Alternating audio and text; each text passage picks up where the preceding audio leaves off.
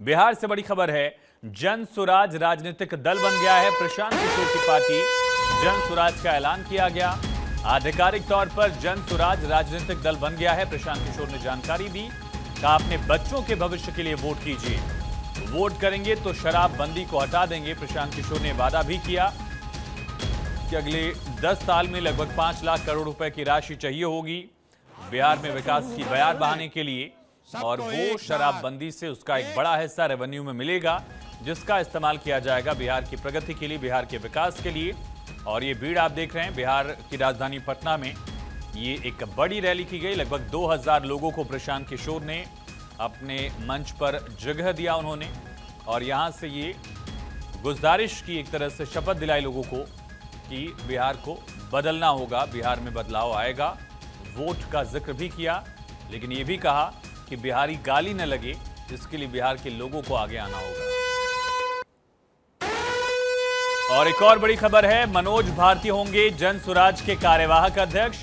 प्रशांत किशोर ने किया मनोज भारती के नाम का ऐलान। दलित जाति से आने वाले मनोज भारती को बनाया गया अध्यक्ष। मधुबनी के रहने वाले मनोज भारती होंगे कार्यवाहक अध्यक्ष।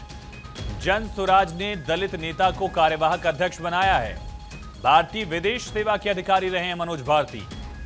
दरअसल मनोज भारती ने नेतरहाट से स्कूल की पढ़ाई की है। आईटी कानपुर से पास आउट हैं। आईटी दिल्ली से उन्होंने एमटेक की है। इसके बाद उनका आईएफएस में सिलेक्शन हुआ। भारतीय विदेश सेवा में रहते हुए मनोज भारती 4 देशों में भारत के राजदूत रहे हैं। उन्होंने कई किताबें भी लिखी हैं। दलित जाति से आने वाले और बहुत ज्यादा इंटेलेक्चुअल पढ़े लिखे, इनको जिम्मेदारी दी गई है कार्यवाहक अध्यक्ष की।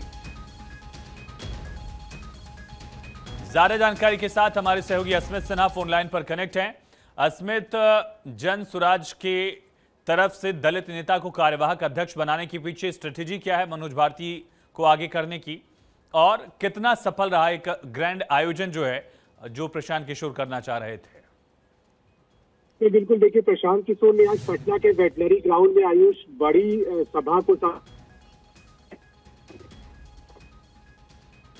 किया है करते हुए मनोज भारती को बनाया है। दरअसल मनोज भारती से आते, दलित समुदाय से आते हैं, और उन्होंने प्रशांत किशोर ने मन से ये कहा कि मुझसे भी काबिल कोई है अगर मेरी पार्टी में जन सुराज में, तो वो मनोज भारती है, और इसलिए उन्होंने कार्यवाहक अध्यक्ष बनाया है। प्रशांत किशोर ने ये भी कहा है कि देखिए, जिसे भी मैं चुनने जा रहा हूँ विधानसभा चुनाव के लिए, जिसे भी टिकट मिलेगा वहाँ मैं उन्हें टिकट नहीं दूंगा, जनता उन्हें टिकट देगी। और पहले एफिडेविट करवाया जाएगा इस बात को लेकर कि अगर आप विधायक बनने के बाद भी अच्छा काम नहीं कर रहे हैं, वहाँ की जनता अगर ये कह रही है कि यहाँ के विधायक अच्छा काम नहीं कर रहे हैं, तो तुरंत उसे हटा लिया जाएगा। तमाम बातें आज प्रशांत किशोर ने पटना के वेटनरी ग्राउंड से कही। उन्होंने बड़ा ऐलान भी किया, कहा कि अगर हमारी सरकार बनती है तो बुजुर्गों को 2000 रुपए पेंशन मिलेगा, बच्चों को अच्छी पढ़ाई मिलेगी, युवाओं को रोजगार मिलेगा। तमाम बातें उन्होंने कही है, और साफ तौर पे कहा है कि जन सुराज पार्टी सिर्फ पार्टी नहीं बल्कि जनता के बीच जाकर के वो इस पार्टी के मेन अध्यक्ष नहीं बनेंगे, वो इस पार्टी के नेता नहीं है। पार्टी के नेता उन्होंने मनोज भारती को बनाया। और हालांकि प्रशांत किशोर ये दावा कर रहे थे कि लाखों की संख्या डाउन में, लेकिन आज लगभग 15 से 20 हजार की संख्या में लोग जुटे थे, भीड़ हुई थी, लेकिन पीछे की कुर्सियां खाली रही थी। इसका ये भी कारण था कि बहुत लोग जो है, जो प्रशांत किशोर ने जो दावा किया था कि लोग हर जिलों से आएंगे, बहुत लोग पहुंच नहीं पाए कार्यक्रम में। यही कारण था कि कुर्सियां खाली रह गई। प्रशांत किशोर का दावा बहुत हद तक सही साबित नहीं हुआ, लेकिन उन्होंने जो बातें चुनाव को लेकर के, वोट को लेकर के कहा है, उसमें उन्होंने 2000 रुपए बुजुर्गों को पेंशन की बात कही है, युवाओं को रोजगार की बात कही है। उन्होंने कहा कि बिहार में आपने नीतीश कुमार को वोट दिया, बिहार में आपने प्रधानमंत्री नरेंद्र मोदी को वोट दिया, आपने जिस के लिए वोट दिया वो सब आपको मिला, लेकिन बच्चों के रोजगार के लिए, बच्चों के काम के लिए, अच्छे पढ़ाई के लिए आपने कभी वोट नहीं दिया है। और इसलिए जन सुराज एक ऐसा दल बन के आएगा जो बच्चों के लिए काम करेगा। वाला जो फ्लेवर है वो देने की कोशिश की है प्रशांत किशोर ने। टारगेट ग्रुप क्या है इनका, प्रशांत किशोर की पार्टी का, जन सुराज का अस्मित, और साथ ही अलग क्या है बाकी राजनीतिक दलों से? नहीं देखिए, प्रशांत किशोर दरअसल बच्चों की शिक्षा पे सबसे ज्यादा फोकस कर रहे हैं आयुष, और इसलिए उन्होंने अपने भाषण में कई दफे ये बात दोहराने की कोशिश की कि यहाँ के बच्चे पलायन कर रहे हैं, यहाँ के बच्चे मजदूरी कर रहे हैं। लिहाजा जब जन स्वराज की पार्टी आएगी, और उन्होंने ये बात मैं पहले भी आपको बताया कि देखिए, उन्होंने कहा कि यहाँ के लोगों ने जिन जिन मुद्दों पर वोट किया है वो सब यहाँ के लोगों को मिला है, लेकिन यहाँ के लोगों ने बच्चों के भविष्य पर वोट नहीं किया है। अगर वो अपने बच्चों को ध्यान में रख करके वोट करेंगे तब उन्हें बच्चों के अच्छा शिक्षा मिलेगा, बच्चे यहाँ से पलायन नहीं करेंगे। सबसे ज्यादा फोकस यहाँ पर किया गया।